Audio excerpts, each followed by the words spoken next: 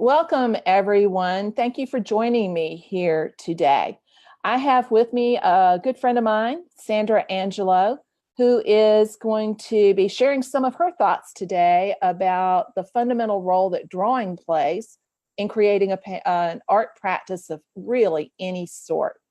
So, Sandra is an artist in San Diego, California, who focuses primarily on drawing in her own work, but she also helps others make drawing a part of their lives. So, Sandra, tell us a little bit about how you got started in art. Thanks for having me today, Mary. Hi, everybody. I'm super excited. And I want to tell you that when I started out as an artist, I was so bad that my work never made it to my mom's fridge. I mean, I was pitiful. When I called her up and I told her, Mom, you can major in art, she said, Oh, honey, I don't think that's a good idea. And mind you, she was supportive of me, but she just knew I didn't really have it. And so at that age, you're going to prove your mom wrong, right? That's what we do. And so I went ahead and majored in it, but I was like, in first and second grade, because it was my first and second year, and I wasn't very good at it. And but I caught the bug. It's so fun and addictive and exciting. I was born to be an artist. And so I just ended up pursuing that path. I graduated with mediocre skills and then found some masters who taught me the classical foundations, which is often missing in many environments. And my art took off like a rocket, and I made my mama proud. I love that. I had a similar experience when I was in college with, I come from a family of a lot of women who majored in art, a lot of other artists, but my dad was really concerned about my majoring in art because he thought he bought into that cultural norm that you're going to starve if you're an artist. Right. And it was about 5 years after I'd started making my living as an artist that he pulled me aside and he said, I just need to tell you that I'm sorry, that you were right, I was wrong. So I think that that's not an unusual experience. And then we learn after graduating, I think we begin to add on some of those skills that we're missing that you can't possibly get all of while you're in school. Right, exactly. Very important foundational skills. And it's hard to find some of that classical training anymore. A lot of the schools have gone to vomiting paint and framing rope and putting a urinal under plexiglass and shock art. Right. And they don't really teach you the foundation. So I had to go find it from the masters who were in studios doing this amazing art. Yeah, exactly. What's one of the things that motivates you when you make art? What gets you floated? What floats your boat as you go into the studio in the morning? Well, I'm kind of different probably from most artists. I am all about making memories. I grew up in Africa in a mud hut, and we didn't have much, but we had amazing family and the village, and the experiences that I had as a child were just epic. So I never got real attached to stuff. I got more attached to experiences. And so my cousin had 9 children, so I didn't have to. And then I just borrow them. And when I want to make a memory, we go and we do things and we have so much fun. And I just get all worked up and excited. And I use my camera to kind of journal. It's almost like a diary of what's going on. And then when I go home, I get to relive that because I turn that moment into a masterpiece. And then I get to relive it when it's on my wall. So I get 3 amazing experiences out of that one piece of art because it turns moments into masterpiece. And I have this hallucination that when I'm gone from this world, they'll look at those pieces and go, oh, my Aunt Sandy, she was so amazing. I'm trying to leave a legacy. Yeah. And I think that's one of the main roles that art has is that it captures and makes permanent those experiences that we've had in a way that nothing else can. And yeah, I know travel is a huge part of your, not just your art life, but your life. What kind of traveling feeds your art life the most? Well, I as I said, I grew up in Africa. I've lived in 4 countries. I know 5 languages. French is kind of my native language because my nanny was Belgian when I was living in Brussels at 11 months.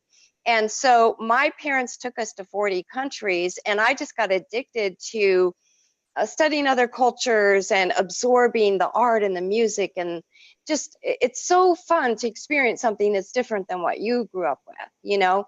I Yeah. mean, what I grew up with was really different. Nobody ever experienced what I did, but I just like kind of jumping in. I call my world Sandyland, and I just take it with me wherever I go. I just jump into that culture. I go look at the art museums. I look at the art galleries. I look at, you know, street vendors. I get inspired by all kinds of things. And I talk to people all the time. And I include them. Like recently I took Becky on a trip to New England. They'd never been on an airplane. And we weren't all sitting together because it was Southwest. And we asked this guy, is there any way that you could trade, because this is Becky's first airplane flight, so I want to film it? And he said, okay, sure. Well, it turned out we were sitting next to the guy who wrote Lipstick on Your Collar for Oh, Elvis wow. Presley. So we taught Becky Lipstick on Your Collar, and we all sang it into my phone. And, you know, it's just like, we just create this amazing experience everywhere we go. And then that always ends up showing up in my art. Yeah, yeah. And it shows up, I'm thinking of the different pieces I've seen of yours. It shows up in the exotic places that you've been, Yes. but I think it also shows up in the way that you connect to people in your work, Yes. because there's that strong emotional connection to the things that you draw, and the experience of those things that absolutely comes through in those drawings. Yes, it does. I find that people connect with my work, and it can make them laugh or cry or say, "Aw." My agent always says, if they say, "Aw," it's a winner, Sandra, you know, because my work is all Yeah. about emotion, some kind of emotion. I think I was actually born Italian, just delivered to the wrong address, because I use my hands, you know, and actually Angelo isn't even really my name. I just chose it because of Michelangelo and because I think I'm Italian, you know, and I'm just full of emotion, and I can't draw something unless I'm feeling it, you know. Right, And right. so for me, it's, my work is always designed to spill my emotions on there, and then the people who are like me connect with that. Yeah, yeah. Tell me a few of what you think are your biggest personal successes. Where do you put or pin the high points on your chart? Well, I've had some amazing, I mean, shocking, considering how bad I was when I started. I mean, it even surprises me. You know, I was nominated for an Emmy for my first video tutorial, and I've won all the top awards. I was written up in the Washington Post front page on TV Guide. But my very favorite award is Rhode Island School of Design granted me a fellowship because I am so good at making you good. You know, I'm really good at taking Yeah. people from stick figures to amazing realism really fast. And there's people who can do that, but they don't do it fast. And so they awarded me a fellowship, and that's the #1 art school. What do you think, Mama? What do you think of me now? You know? And so all of my stuff has surprised me, you know, because again, I started out with such weak skills. I didn't even think I could, you know, go to the top like that. But I mean, I've won all kinds. Like there was a contest I didn't even enter. They were building a prestigious birthing center in a wealthy neighborhood in La Jolla, and they wanted to make it like the Ritz, a place for women to have babies. And they were going to choose every artist was going to do 3 pieces in the wing. And they told my agent, have her enter, because we decided she's going to win. And then they gave me 9 pieces. I did a whole wing. And this was, you know, maybe a few months after I had studied with masters, because I wasn't very good. But when I studied with the masters, my work just took off.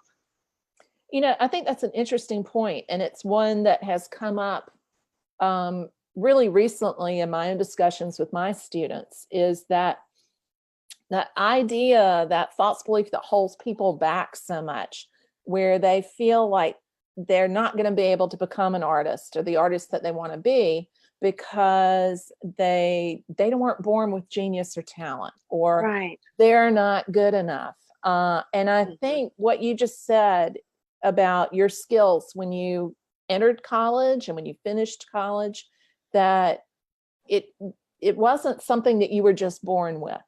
No. The passion, Hmm. probably, yeah, Yes. but Yes. the skills, the so-called creative genius, that was acquired over time. Hmm. Hmm. And that's something that anybody can do And with that's the right teacher. with the right teacher. That's the key, because there's a lot of teachers who only want to work with the gifted, because it makes them look good, Right. and anybody can make that artist look good. But the real challenge is somebody who can take somebody from stick figures to photorealism. I mean, that's magic. And that's my specialty. That's why my Rhode Island School of Design Fellowship Award was so special to me, because it was recognizing that genius. Right. Right. And I'm the perfect person to do that, because I was awful. And Yeah. here's the thing: we're all bad at math when we take our first math course. We're all Right. bad at English. We're all bad at art. We're all bad at whatever. But if you go with a really good teacher, you become good at it. And see, there's just a myth in our culture that says if you weren't born talented, you can't be an artist. And that's just not Right. true. It's not Right. true. I'm a classic example. I think it's a persistent myth, and one that is really so damaging to so Yes. many people. It holds back people who have gifts that our culture Yes. deserves, that Yes. need to be shared. And I think Hmm. one of the things that's really helpful for people to hear is about some of the challenges that people who have made it have had. So, what are some of the things that you think were setbacks or challenges that you had to face and getting to where you are now? Two things come to mind. When I first wanted to learn how to do colored pencil, it was a non-art. Nobody did it. It was like 35 years ago. People just didn't use colored pencil. They only used paint and so forth. And so I queried the Artist Magazine and American Artists. I said, can I interview the masters and then write about them? And so I ended up writing about them, and I learned a lot, but my work wasn't getting better because I was learning, but I wasn't having anybody critiquing me. And so I decided to start an international colored pencil symposium and bring them all out to San Diego to teach us all their secrets. And the first year, I wasn't any good. So I taught the first workshop because I was better than the students. And then I threw my work under the table. And then I invited all the masters to come to my house for dinner, and I was in the kitchen cooking, and they wandered into my studio.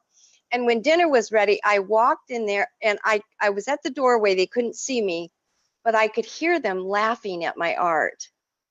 Mm, Yeah, it hurt. mm, But you know what? I used it as a challenge. I said, I'm going to show you, like I showed my mom, I'm going to show you. And so I hired them to apprentice me. And the next year they came back, and I had a portrait workshop in my studio where there was an entryway of a gallery. And the master, who was very successful, like $50,000 a portrait master, walked into my gallery, and he said, whose work is that? And I said, it's mine. And his mouth just went. And then it was a sweet moment, yeah, and then he was almost guarded, like he didn't want to share anymore because I was competition. And I was just like, yeah, you know, and sure. so you can turn the stuff that's bad into something that's good. Yeah, yeah, And I that's what love I that. did. Hmm. Yeah, within every challenge is an opportunity. Yes. And you just Yes. have to shift your perspective and reframe it a little bit to see where that opportunity is. I love that story. That's wonderful. And listen to their advice. They were critiquing me and telling me I was bad, and I took it on Hmm. and changed. I Right. didn't just sit there and suck my thumb and say I can't draw. They said I can't draw. They said I can't draw, and they were right. And so I took it on. Yeah, being open to criticism is hard. It It's is. really hard. We're And very sensitive. we are. We are. What do Hmm. you think is one habit that really has contributed to your success? That is so easy. Number one, stop trying to figure it out on your own. Only apprentice with masters. You're just wasting time and money. And I don't know how old you are, but I'm in my third decade. And I'm third decade. Yeah, I'm 30. See? Let's just channel that. Yeah, I'm in my third chapter. And Yeah. I don't want to spend a decade becoming good if I can find somebody who already knows how to do that. Right. And so I started doing that, like I tried for 10 years on my own, self-taught, reading books, hanging out with people who didn't know much more than I did, taking bad advice from amateurs. And then I finally got this card in the mail that changed my life. It was an invitation, expensive workshop with this master, this #1 master. And I wanted to be like him. I paid the money, and it's like buying seeds. If you want to harvest, you got to buy the seeds, And so I learned from that, because literally within months after I took that workshop, I earned thousands of dollars, creating art. And from then on, I was earning 6 figures instead of 5, so those 10 years that I didn't, when I struggled on my own, I was basically leaving $1 million on the table, because I could have earned 6 figures every year if I had just studied with a master. And so that's my #1 thing that I've learned. In anything I want to learn, I go find a master. Yeah, that makes absolute sense. Total sense. Why do you think that drawing is such an important, crucial foundation? Well, it's kind of like grade 1. And a lot of people, they wait till they retire to pursue art. And then they get all excited and they want to go into watercolor or oils or acrylics or pastels or colored pencil.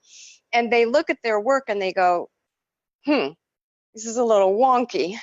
The colors are off, the proportions are bad. And it's because and then they think it's because they're not talented, but that's not true. Right. What happens is they started in 3rd grade. They didn't start in 1st grade. If you start in 3rd grade in school, you're going to look like you're stupid, but you're not. You just didn't have 1st and 2nd grade. And so drawing is a foundation. I say drawing and color theory are prerequisite for everything. If you don't know how to mix color and you don't know drawing, you're always going to be wobbly, and you're going to know it. One of my apprentices recently said to me, I want to become as good as my family thinks I am. Oh, I love that. Yeah. Because she said, I'm embarrassed. Support. Yeah, I'm embarrassed when they say that, because I know I'm not good. We all know when it's not good, And if your drawing is off, it's going to be off. It's going to be wonky, And so drawing is just really critical. And I interrupted you. Say what you were going to say. I was just going to say, I love that, first off, that her family thinks what she's doing is wonderful. Yeah. Because having support is really real crucial, but also that self-awareness that she still has another step to go, I think is super important too. Yes, exactly. Yeah. Yeah, and I would agree, drawing is the foundation of everything. I was actually a drawing major, both in undergraduate school and graduate school. And wow, was my second major, but drawing is my first love. And I was lucky enough to have drawing teachers in college who taught classical drawing. Oh, which that's was awesome. Really unusual back in the day when I was in school. I didn't have a good foundation in painting until I got to graduate school, but that drawing foundation was there, so that even though that other stuff wasn't there, I could build on the drawing because I could draw what I saw, because they taught me how to draw. Right. And all of those drawing skills lead into the critical parts of painting, seeing value relationships, seeing color relationships. So it all builds on that strong foundation. Yes. So I'm looking over in Facebook, and I see we have some questions coming in too. And before I forget, I want to let's see. We can go to some of these questions first. Ginger says, who are some of the masters that Sandra studied with that she thinks helped her the most?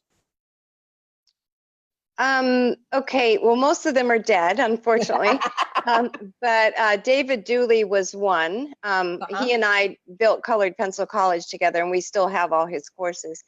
But unfortunately, he was killed in a car accident. And then I also studied with, thinking of some of the Thomas Thayer, who has vanished from the landscape.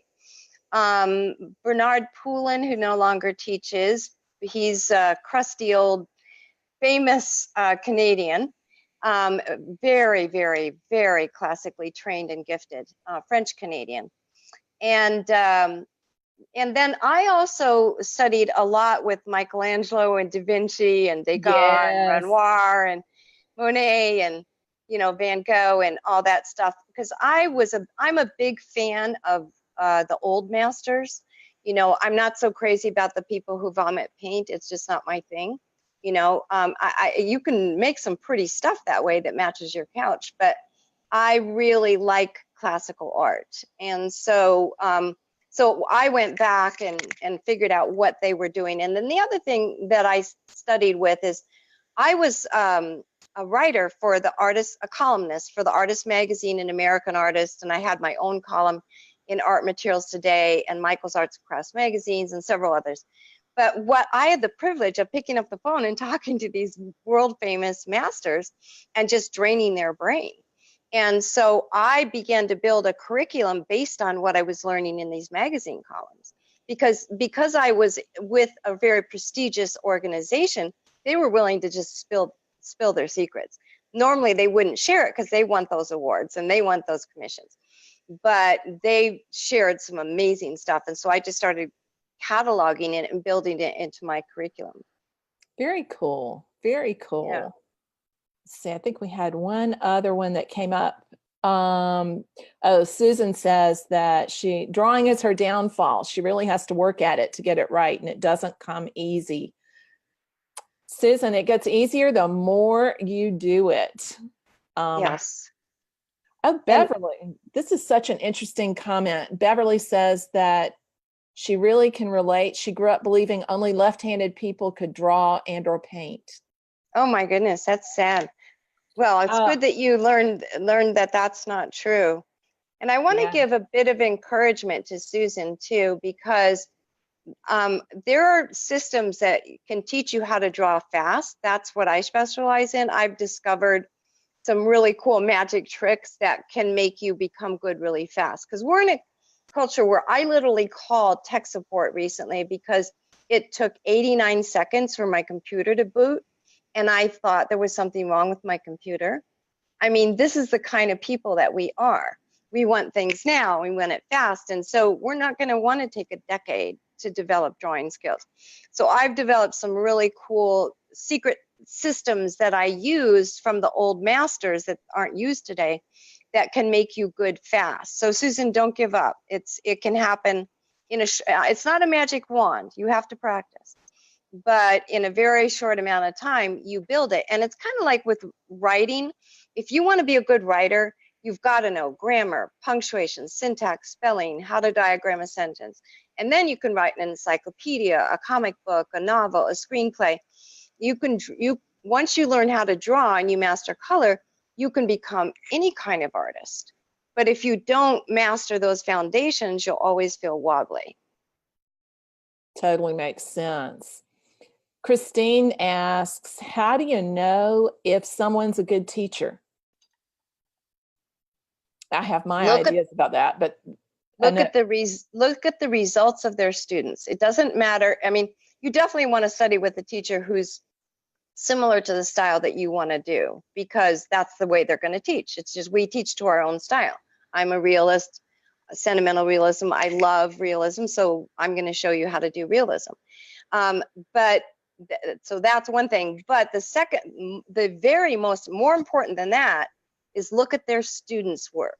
If they're getting good results with their students, they're a good teacher. You know, if their students aren't that amazing, then they don't have it. They don't have the it factor. Because so many people are good at art, but they're not good at teaching. They don't know how to teach you what they're doing. And then there's other people that are really good at teaching, but they're not really that good at art.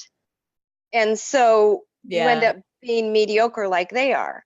So I would say look at, pick someone who has the kind of work that you want to do, and then also look at the students' work. What kind of progress are their students making? Sandra, would it be okay with you if I pull up and share one of your students' pieces with the group? Yes, Okay. sure. Let me share the screen here, and I pulled it up. So this is Orville's drawing before and after. So Christine, I think you want to look for that kind of transformation and change. Tell us a little bit about Orville, Sandra. I loved his story. Yes, Orville was an engineer, and unfortunately, at 50 years old, he got a stroke on the left side of the brain, so he could no longer work. But he was still full of vim and vigor and energy, and he needed a challenge. And when he retired, he was really bored. So somebody told him, "Why don't you cultivate the right side of the brain?" And so, because you can't use the left that well anymore, but you could use the right. So he came to my workshop. And in this first class, he was one of my very first students where I learned that I can turn you from awful to amazing. Because when I looked at his first piece, I thought, oh boy, can I really teach this person how to draw? I even doubted myself, but I never expressed it. And so I started working on developing this system that is really good at transforming the non-artist into an artist. And Orville kind of should receive the credit for me doing what I do today, because when I took him from this horrible drawing to this amazing portrait of his grandson, it was like this, hallelujah chorus broke out in my head, because I thought, wow, I'm a magician. I can turn people from stick figures to photorealism, and I love doing it. I like doing it even better than people who already are gifted, because the transformation is so huge. And then the gratitude comes back to me. He actually lived another 32 years after that, and he kept in my apprenticeship program getting better and better, and he drew his whole family and the dogs and the cats and everything to leave a legacy. And at his funeral, I was so touched when his brother came up and hugged me, and he started crying, and he said, Sandra, I don't know if you realize that you saved Orville's life and you gave him back to us. He said, when he found you and he found a challenge and he could, have something to fight with and wrestle with every day, because we all know that art gives us a daily wrestling match, right? And so he says, you gave him to us for an extra 32 years. And art is transformative, and I think this is a classical example of one of the ways that art can benefit you. There's many ways, but this is just one example.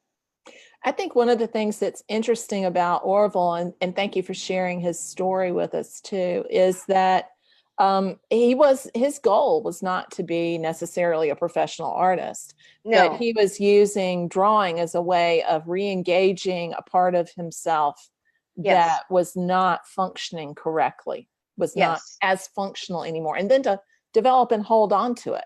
In other words, he Yes. kind of created a whole new life for himself out Mhm. of the ashes of what had come before. Yes, exactly. Art can, no matter what your motivation, whether you want to earn money, just a little mad money to pay for the paints and the brushes, or whether you want to be wealthy, or whether you want to be successful on the national scale, or if you just want somebody to look at your art that isn't your mother and say, "Oh my gosh, I cannot believe how good that is. Would you do my dog?" You know, or Yeah. just for Orville, it was leaving a legacy. Yeah, exactly. Let me see if we have any other questions. Then I know that you have something. Let's see. Sheila says, can everyone draw, or are there some people who just can't draw? That is a fabulous question, It Sheila. sure is, Sheila. Thank you for asking that. So yes, there are a couple examples where people can't draw. Blind people, because you need eyes.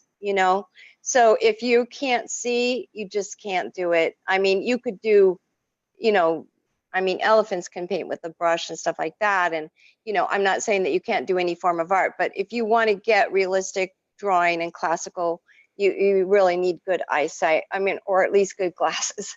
I have good glasses.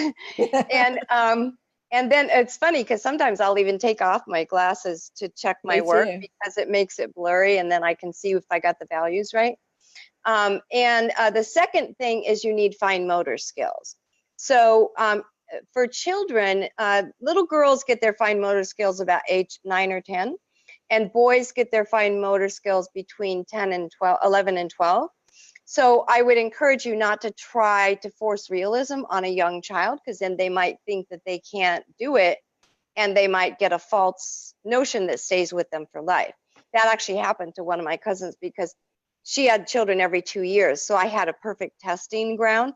I had an 8-year-old, 10-year-old, 12-year-old, 14-year-old, and I tried. And the 8-year-old was brilliant, so brilliant he finished high school at 15 and his master's at 20. But he couldn't draw because he was too young, you know. So Right. he was in tears in no time. So just be careful at that end. I kind of say I teach people from 9 to 90, and if you want to keep going, we'll go. You know, my oldest student right now is 92, you know, and she started at 70, and she was a stick figure artist, and she became so good, she was invited to do a one-woman show at age 90. 90 of her pieces were displayed at a prestigious art center at age 90. So you're never too old and you're never too young. And anything besides lack of eyesight and lack of fine motor skills, you know, I've even taught somebody who had a gnarled hand from arthritis, you know, and I taught somebody who with their right hand once, and then she had a problem with her right hand, carpal tunnel, and I taught her left hand how to draw. So, you know, if you have the desire and you have a good instructor, then you can become good. And here's why you need the desire. If you don't have the desire, you won't practice. If you don't Right. practice, you won't get better. So that's all you really need is you need fine motor skills, you need eyesight or really good glasses, and you need the desire. Yeah. And desire plays such a huge, huge role. It Mm-hmm. really does. Well, Yeah. Sandra, thank you so much for being here today. And I know that you have something special coming up that I would love for you to share with the group. And I'm popping an address here into the Facebook chat roll, into the comments here. Oh, we have a few more questions that came in. We'll pop back to those in just a second. But I know you have an upcoming event that I would love for you to share with my community here. Yes, I'm super excited. This is going to be my 30th year of coaching people, apprentices, and we have a pencil drawing college, which is online. And we're going to be launching, because it's my 30th year, we're going to be doing 14 days of free drawing lessons. And it's going to be in my Facebook group. In order to find out where that is, you're going to have to go register to the finale, because we're going to have a finale that's called, it's a master class, and it's going to talk about the 3 simple steps that make drawing easy, and then how you can banish the mistakes that are keeping you locked in that mediocre category. And that's the finale. But between December 26th and January 8th, we're going to be having this massive art party where I'm going to give free drawing lessons. I'm going to take somebody in the group who's really bad, and in 14 days, I'm going to transform them to amazing. And then I'm going to do free critiques, and we're going to have daily lessons from the 26th until January 8th. And then on January 6th, we're actually having the finale, which is this amazing master class. Sounds fantastic. So Yeah. so everybody has an easy time getting there. If you go to marygilkerson.com/Sandra, you can sign up for Sandra's 13 days, really, isn't it? Yeah, 13 days. 13 days of art, her amazing art adventures and her free lessons in drawing. So I have put that into the Facebook comments, and we'll be adding it to the description up above in case anybody misses that. But thank you so much for sharing that with us, Sandra. And I think we have Absolutely. a couple of other questions that had come in. Let's see. Christine Norby says, I just ordered some watercolor pencils today. Timely. how much difference do you see between watercolor pencils, Sandra, and the more waxy Prismacolor pencil? Well, it depends on the brand. Some brands of watercolor pencils are so poor quality that you can't get good results drawing with them. You have to add water. But the good brands look good dry and wet, and Cool. you can use them well, and you can actually make your paper look just like watercolor painting. And here's the thing, if you're more realistic and you like to put the goosebumps on a plucked chicken, you know, or you're putting in every single hair in something, then it's more fun to work with the watercolor pencil because it stays put. You know, a brush moves around, and those of us who are realists, we're wanting to put on those little details. So the watercolor pencil is a great way to kind of tiptoe into watercolor in a safer way, a more realistic way. Yeah, she says she's got the Prismacolor watercolor pencils. Yeah, Prismacolor usually makes some good stuff, but they also make some cheap stuff. So it just depends on Yeah, which one. You know, they make a student grade and they make, you know, professional grade, and so all of that. You can right. usually tell by the price. If it's at Costco for $20 at Christmas, it's probably not good. No offense, Costco, but they So tend not to true. put the best stuff in there. So true. Our last question comes from Deepa, who asks, can you please give some idea for how to do 15-minute sketches every day? How to start, what to look for in 15 minutes. So I think she's looking to start a daily drawing practice, which is a fabulous idea. I think it's a great idea. It's so important. I am a realist, so I have a tendency to work from photos because the objects don't move. You know, the light doesn't change, the cat doesn't move, the kid doesn't stop doing what they're going to be doing. And so I have a little portfolio that I take everywhere. I got half of a drawing done on my way from San Diego to Orlando. And then I got the other half done sitting at the back of the room for 5 days while we had a convention. I take my stuff everywhere with me, and that's the best way to get stuff done. So I have a little bag that I carry, and it's got everything in it, and I take it to my cousin's ranch at Christmas in case there aren't enough spaces in that game for me to play. I'll sit there and draw. I draw at the airport when I'm waiting, you know. Mhm. I draw on the airplane. So taking it with you every day, I think, is a big thing. But for me, because I'm a realist, I tend to take a photo. So I'm not looking around to see what I can draw. I don't like to just draw anything. I like to draw what I want to draw. And Right. so that's why I prefer to take my own references with me so that I'm Yeah. drawing something that I love. Right. Right. I think that makes a lot of sense. And I love the suggestion of having a bag or a box that you can take everywhere you go so that you Yeah. don't have anything that stops you from drawing. I know I keep a plein air paint kit in my Mhm. car all the time. Right. And put your name and address on it. I Oh, left yeah. mine in Dana Point once, but the guy called me and I got it back. So just, you know, put a Oh, good excellent. luggage tag on it. Excellent. Sheila says, is this a good way to improve the sketches for oil painting? And I can answer that right away. Yes, Sheila, drawing is a great way to improve your sketches before you start painting. So highly Mhm. recommend that you at least do Sandra's free 13-day free workshop, because I think that'd be a Mhm. fabulous way to get started and see if you don't make some progress there.